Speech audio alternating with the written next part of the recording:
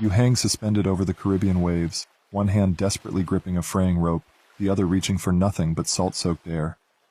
The edge of a cutlass kisses your throat, and you can feel every heartbeat pulse against its cold steel. Welcome to your job interview, pirate style. Join or feed the fish, cabin boy. The scarred face above you splits into what might be a grin or might be a snarl, hard to tell with half his teeth missing. 15 years of living hasn't prepared you for this moment. Then again, being an orphan on the streets of Bristol hadn't prepared you for much except surviving. And right now, that's all that matters. Below you, the afternoon sun paints the waves a deceiving, peaceful blue.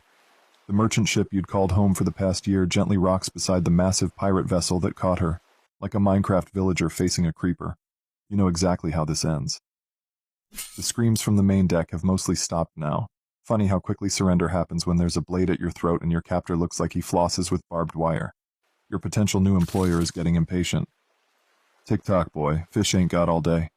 A splash somewhere behind you emphasizes his point, probably another crew member making their choice, the wrong choice. You think about the orphanage master who always said you'd end up swinging from a rope. Well, at least the rope part is accurate. Your first test of survival isn't fighting or plundering. It's saying yes before your throat becomes a second smile. The words barely squeak out. I'll join.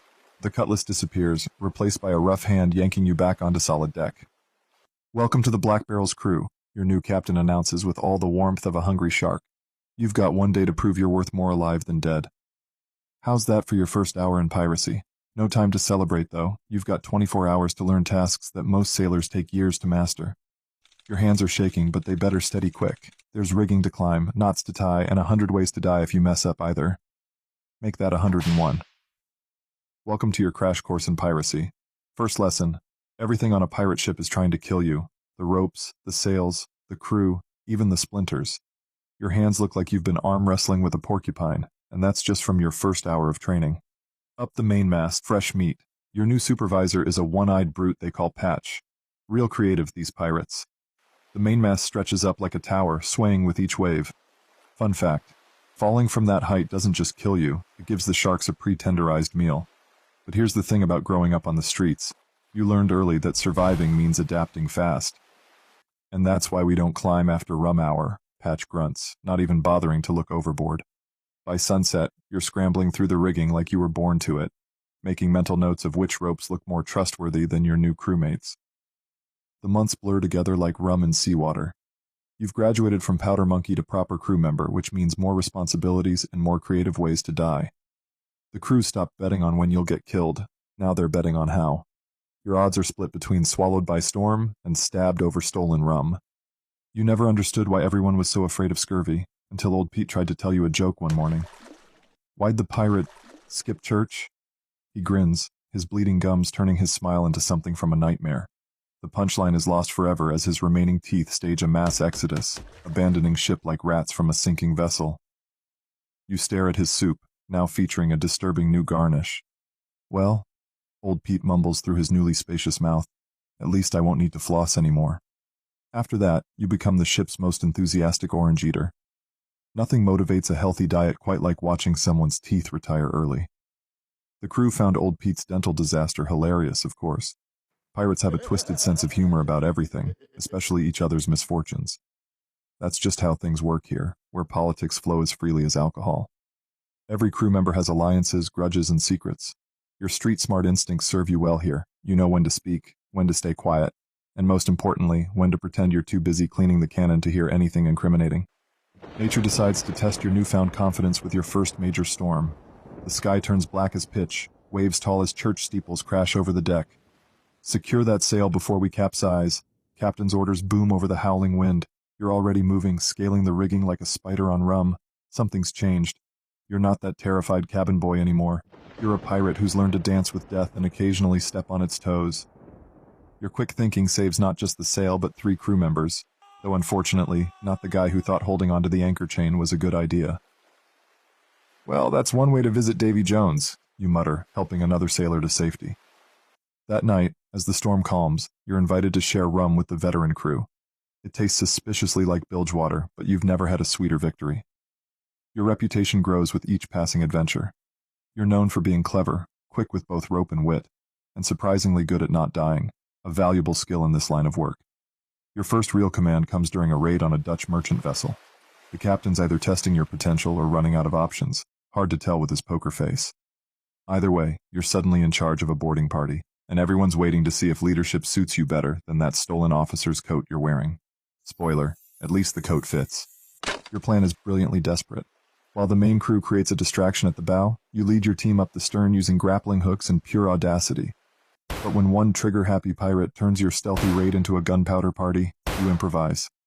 Fire in the hold, you yell, even though there isn't one, yet. In the chaos of your manufactured panic, your team secures the cargo hold while the Dutch crew is busy throwing water at imaginary flames.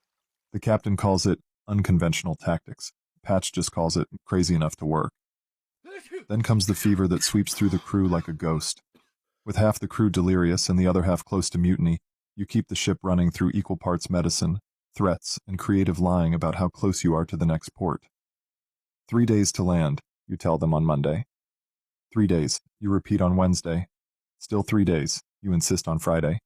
Turns out geography is flexible when your crew is too feverish to read a map. Life has a funny way of coming full circle, like a compass pointing back to where you started, except this compass actually works. 20 years have passed since you dangled over those Caribbean waves, and now you're watching another merchant crew face the same choice you once did. The fear in their eyes. It's the same fear you once wore like a second skin. Their captain's dead. Got brave with a pistol, braver with his last words. "You'll never take my ship," he declared, pulling the trigger with dramatic flair.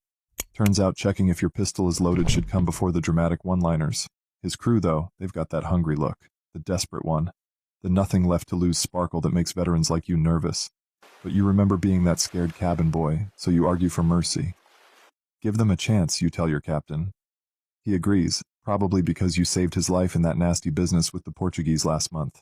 You should have remembered, desperate men are dangerous men. The new recruits learn quickly, ask all the right questions, laugh at all the right jokes. But you notice things others don't. The whispers that stop when you approach, the way they cluster together during watch changes, the missing daggers from the weapons store. Though that last one might just be Patch's terrible inventory skills again. It happens during the midnight watch. You're at the helm, watching the stars dance across the black Caribbean sky, when you hear it. The soft padding of too many feet for a regular watch change. "Bit late for a social call, lads," you say without turning. Moonlight reveals what starlight concealed. You're surrounded by shadows with sharp edges. The new recruits, led by that young firebrand who reminds you so much of yourself. Well, maybe not that much like yourself. Your hand inches toward your pistol, but you already know how this ends. A true pirate goes down fighting. "Funny," you say as you draw your weapon. "This is exactly how I started." You manage to take 2 of them with you before the rest rush in. "You lads might want to work on your gratitude," you quip, "and your personal hygiene." As you fall, watching your own blood paint abstract art on the deck, you can't help but laugh at the irony. You survived storms, battles, disease, and 100 other ways to die, only to be done in by the same mercy you once received. Your final thought, as the stars fade to black, is that maybe this is how pirates are supposed to go. Not from a noose or a cannonball, but from failing to spot when history's about to repeat itself. They'll probably tell stories about you in port taverns, the clever pirate who rose from cabin boy to legend, only to die by the same kindness that once saved him. But they'll get it wrong, as they always do, because the real story isn't about how you died, but about how you lived, one day at a time, one survival at a time, one lesson at a time. And in the end, maybe that's all any pirate can ask for.